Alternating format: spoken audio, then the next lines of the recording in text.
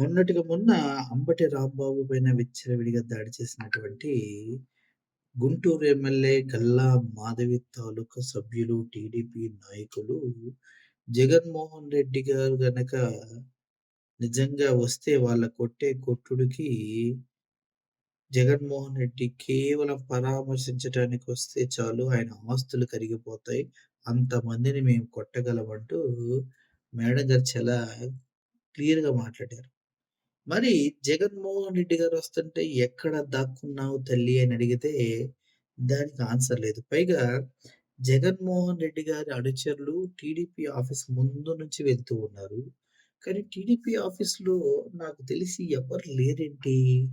దొరికితే దరువేస్తారని పరుగా అసలు TDP office ముందు నుంచి వెళ్తుంటే గల్లా మాధవి వచ్చి అక్కడ అడ్డుపడి ఆపాలి కదా! అంత పౌరుషంగా, పోరుగా మాట్లాడి ఏదో ఏలు పెట్టి వార్నింగ్ ఇచ్చావు. ఒక్కసారి టీడీపీ ఆఫీస్ ముందు నుంచి వెళ్తున్న ప్రజల్ని చూడండి. టీడీపీ ఆఫీస్‌లో ఎవరైనా ఉన్నారో ఒకసారి మీరే గమనించండి.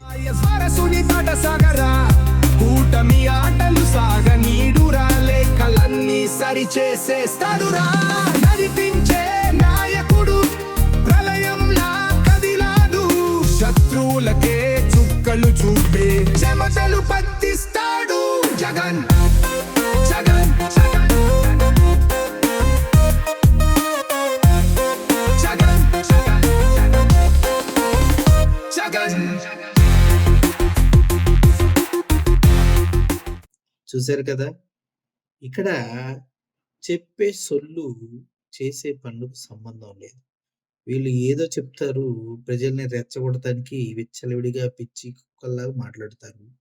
చివరికి సమయమొస్తే సేమ్ కర్ర తీసుకొని వెంటబడితే ఎటు పారిపోతాయో కుక్కలు తెలీదు గదా! అలా పారిపోతూ ఉంటారంటూ వైఎస్ఆర్‌సీపీ నాయకుడు ఒకళ్ళతో మాట్లాడితే అంటూ ఉన్నాడు. ఇయంతా ఉత్తిత్తిగా చంద్రబాబు నాయుడు కంట్లో పడడానికి చేసే డ్రామాలంట. అంతే అంట. అంతకన్నా సీన్ లేదంట. ఒకవేళ సీన్ ఉంటే జగన్మోహన్ రెడ్డి గారొచ్చినప్పుడు అక్కడే ఉండొచ్చు కదా!